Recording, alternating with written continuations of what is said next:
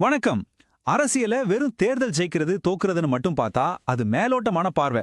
அதோட உண்மையான ஆழம் எங்க இருக்குன்னா ஒரு தொகுதியோட மண்ணுல, அங்க வாழ மக்களோட வாழ்க்கையில, அவங்களோட தேவைகள்ல தான் இருக்கு. இன்னைக்கு நாம தொண்டாமுத்தூர் தொகுதிக்குள்ள கொஞ்சம் ஆழமா பயணிக்க போறோம். இது முழுக்க முழுக்க எண்கள், தரவுகள் அடிப்படையில் நடக்க போற ஒரு அலசல். மக்களை மையமா வச்சு ஒரு ஆட்சி எப்படி உருவாக்கலாம், ஒரு தொகுதியோட எதிர்காலத்தை எப்படி செதுக்கலான்னு பார்க்கறதுக்கான ஒரு முயற்சி இது.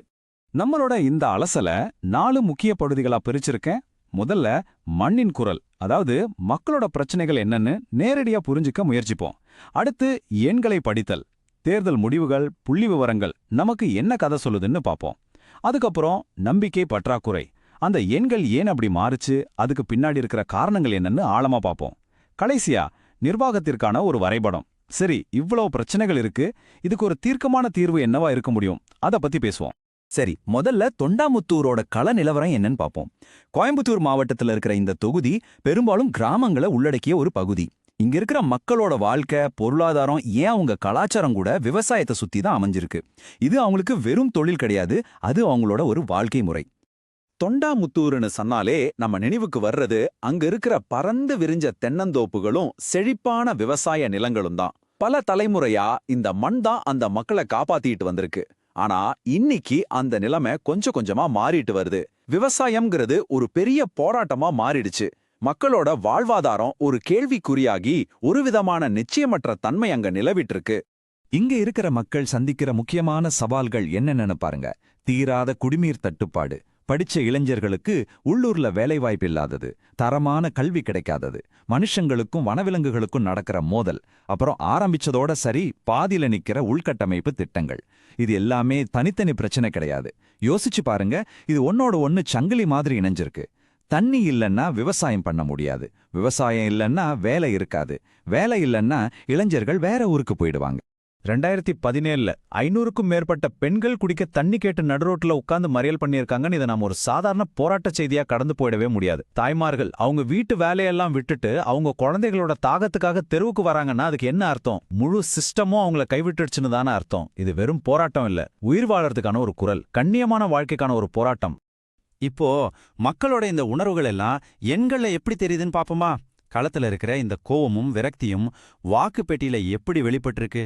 ஏன்னா எண்கள் எப்பவுமே பொய் சொல்லாது, அது மக்களின் மனநிலைய அப்படியே காட்டக்கூடிய ஒரு கண்ணாடி. இந்த தொகுதியோட சமூக அமைப்பை நம்ம பார்த்தோம்னா ஒரு விஷயம் தெளிவா புரியும். இங்க ஒக்கலிகர் மற்றும் கொங்கு வெள்ளாள கவுண்டர் சமூகத்தை சேர்ந்த மக்கள் கணிசமான எண்ணிக்கையில இருக்காங்க. அரசியல்ல ஒவ்வொரு சமூகத்தோட தனிப்பட்ட தேவைகளையும் அவங்க எதிர்பார்ப்புகளையும் புரிஞ்சிக்கிறது ரொம்ப முக்கியம். ஒரு நல்ல நிர்வாகம்ங்கிறது இந்த மாதிரி பன்முகத்தன்மையை ஏத்துக்கிட்டு எல்லாரையும் அரவணைச்சு ஒரு சமமான வளர்ச்சியை கொடுக்கறது தான். இப்போதைய சட்டமன்ற உறுப்பினர் அதிமுகவைச் சேர்ந்த திரு SP வேலுமணி. அவர் இந்த தொகுதியில 4 முறை ஜெயிச்சிருக்கார். ஒரு வலிமையான தலைவர் தான். ஆனா இந்த எண்களை கொஞ்சம் நல்லா கவனிங்க. 2016 தேர்தல்ல அவரோட வெற்றி வித்தியாசம் கிட்டத்தட்ட 32%க்கும் மேல. ஆனா அதே 2021 தேர்தல்ல அது பாதியா குறைஞ்சி வெறும் 18% ஆயிடுச்சு. இது ஒரு சாதாரண சரிவு கிடையாது. இங்கதான் முக்கியமான விஷயமே இருக்கு. இந்த 14% சரிவு, அதுவும் எப்ப நடந்திருக்குன்னா தொகுதியில வாக்காளர் எண்ணிக்கை அதிகரிச்ச ஒரு சூழல்ல இது நடந்திருக்கு. பொதுவா ஓட்டு போடுறவங்க எண்ணிக்கை அதிகமானா அது ஆளுங்கட்சிக்கு சாதகமா இருக்கும்னு ஒரு கருத்து இருக்கு. ஆனா இங்க அப்படியே தலைகீழா நடந்திருக்கு. இது ஆளும் தரப்புக்கு எதிரா மக்கள் மனநிலை வலுவாகிட்டு வருதுங்கிறதுக்கான ரொம்ப தெளிவான கணிதபூர்வமான ஒரு சரி, இந்த 14% சரிவுக்கு பின்னாடி என்னதான் காரணம்? மக்கள் ஏன் ஒரு மாற்றத்தை விரும்புறாங்க? இது வெறும் MLAவோட செயல்திறன் குறைபாடு மட்டும்தானா, இல்ல அதுக்கும் மேல ஆழமான காரணங்கள் ஏதாச்சும் இருக்கா? இந்த நம்பிக்கை பற்றாக்குறை எங்கிருந்து ஆரம்பிக்குதுன்னு இப்ப நாம ஆராய்வோம். இப்போதைய சட்டமன்ற உறுப்பினரோட செயல்திறன் எப்படி மதிப்பிடப்பட்டிருக்குன்னு பாருங்க. நலத்திட்டங்கள் ஓரளவு மக்களை போய் சேர்ந்திருந்தாலும் உள்கட்டமைப்புல கடுமையான தோல்விகள் தெரியுது. ஆனா இது எல்லாத்தையும் விட அபாயகரமான ஒரு அறிகுறி என்னன்னா, நம்பிக்கைங்கிற இடத்துல மிகவும் குறைவுன்னு இருக்கிறது தான். மக்கள் அவங்க தேர்ந்தெடுத்த பிரதிநிதியே நம்பலனா ஜனநாயக மன்னாடுக்கு அர்த்தமே இல்லாம போயிடும். இங்கதான் நம்ம புரிஞ்சிக்க வேண்டிய ஒரு விஷயம் இருக்கு. ஒரு குடிமகனோட கண்ணியம்ங்கிறது அவனுக்கு கிடைக்கிற இலவசங்கள்ல மட்டும் இல்ல, அரசுக்கும் அவனுக்கும் இடையில இருக்கிற வெளிப்படைத்தன்மையிலையும் பொறுப்புணர்வுலையும் தான் இருக்கு. அந்த நம்பிக்கை ஏன் இந்த அளவுக்கு சிதைஞ்சு போச்சு? அதுக்கு முக்கிய காரணம் பதவியில இருக்கிறவர் மேல வரிசையா வந்த ஊழல் குற்றச்சாட்டுகள் தான். 500 கோடி ரூபாய் LED விளக்கு வாங்கினதுல முறைகேடு, கான்ட்ராக்டுகளை வேண்டியவங்களுக்கு கொடுத்ததுன்னு பல விசாரணைகள் நடந்திருக்கு. இதெல்லாம் வெறும் குற்றச்சாட்டுகள் இல்ல, நிர்வாகத்தோட ஆணிவேரையே அரிக்கிற கரையான்கள். இந்த மாதிரி ஒரு சூழல்ல தான் நலத்திட்ட சோர்வு அப்படின்னு ஒரு புது விஷயத்தை நாம பார்க்கறோம். அதாவது ஒரு கட்டத்துக்கு மேல இலவசங்கள் கொடுத்து மக்களை திருப்திப்படுத்த முடியாது. நீங்க கொடுக்கிற திட்டங்கள் எங்க கிணத்துலயோ வயல்லையோ தண்ணியை நிரப்பாதுன்னு மக்கள் கேட்க ஆரம்பிக்கிறாங்க. அவங்களுக்கு என்ன தேவைன்னா அவங்க வாழ்க்கை தரத்தை நிரந்தரமா உயர்த்துற உண்மையான சேவைகள் தான். அதாவது தடையில்லாத குடிநீர், பிள்ளைகளுக்கு நல்ல பள்ளிக்கூடம், தரமான சாலைகள், ஒரு பாதுகாப்பான சூழல். அப்போ இந்த அதிருப்திக்கு காரணமான குறிப்பிட்ட குறைகள் என்னென்னு இன்னும் கொஞ்சம் விரிவா பாப்போமா? மக்களோட அன்றாட பிரச்சனைகள் என்னவா இருக்கு?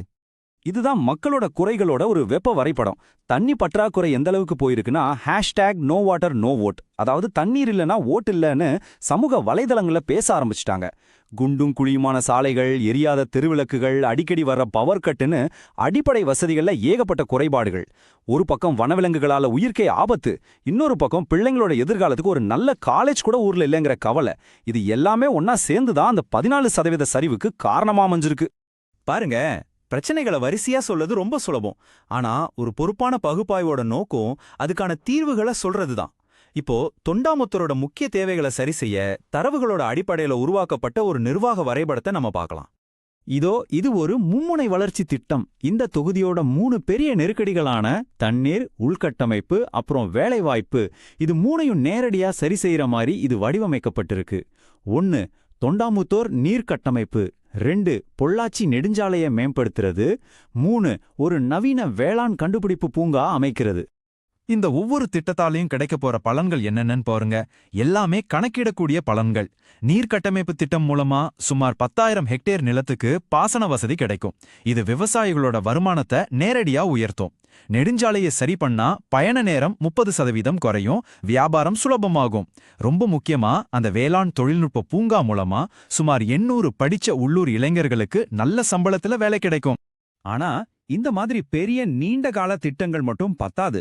மக்களோட நம்பிக்கைய உடனடியா நம்ம பெறணும்னா சில உடனடி தேவைகளையும் பூர்த்தி செய்யணும். ஒவ்வொரு வீட்டுக்கும் குழாயில தண்ணி வரணும், பள்ளிக்கூடத்துல பிள்ளைகளுக்கு சத்தான மதிய உணவு கிடைக்கணும், மாணவர்களுக்கு இலவசமா தேர்வு பயிற்சி கொடுக்கணும். இதெல்லாம் பார்க்க சின்ன விஷயமா தெரியலாம். ஆனா அரசாங்கம் எங்களுக்காக யோசிக்குதுன்னு மக்களுக்கு ஒரு நம்பிக்கையை கொடுக்கிற முக்கியமான நடவடிக்கைகள் இது.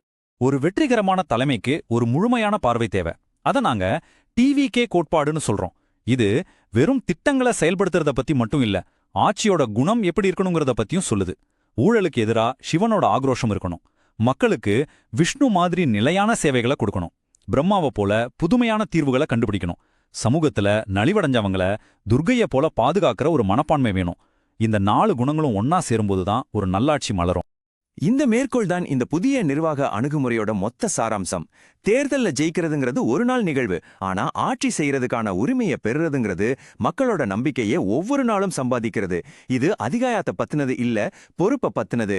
இந்த இடத்துல தான் மக்களோட தனிப்பட்ட தகவல்களை பாதுகாக்கிறது மாதிரி நவீன விழுமியங்கள் முக்கியத்துவம் பெறுது. அவங்க தகவல்களை பொறுப்போடவும் அவங்க அனுமதியோடவும் கையாள்றது அவங்க கண்ணியத்துக்கு நாம கொடுக்கிற மரியாதை. இதுவும் நம்பிக்கை வளர்க்கறதோட ஒரு பகுதிதான். சுருக்கமா சொல்லணும்னா நாம முக்கியமா புரிஞ்சுக்க வேண்டியது இதுதான். தொண்டாமுத்தூர்ல ஆளும் தரப்புக்கு எதிரான மனநிலை ரொம்ப வலுவா இருக்கு. அத தரவுகளும் உறுதிப்படுத்துது. அந்த 14% சரிவுங்கிறது வெறும் ஒரு எண் கிடையாது. அது மாற்றத்துக்காக மக்கள் எவ்வளவு ஏங்குறாங்கிறத காட்டுது. ஒரு புதிய அரசியல் பாதைக்கான ஒரு தெளிவான வாய்ப்பை அது உருவாக்குது. தொண்டாமுத்தூரோட எதிர்காலம் நம்ம எல்லார்கிட்டயும் ஒரு முக்கியமான கேள்வியை எழுப்புது. செயல்திறன், வெளிப்படைத்தன்மை, அப்புறம் மக்களோட கண்ணியத்துக்கு மதிப்பளிக்கிற ஒரு புதிய அரசியல் இந்த பழைய சிஸ்டத்தை மாத்த முடியுமா? இந்த கேள்விக்கான பதில் தொண்டாமுத்தூர் மக்களோட கையில மட்டும் இல்ல, மாற்றத்தை விரும்புற நம்ம ஒவ்வொருத்தர் கையிலயும் இருக்கு. If you want to become a people-centric leader and uplift your constituency, get in touch with blueprintstrategies.ai at mgr@blueprintstrategies.ai or call 8042041602. Purpose Beyond Politics.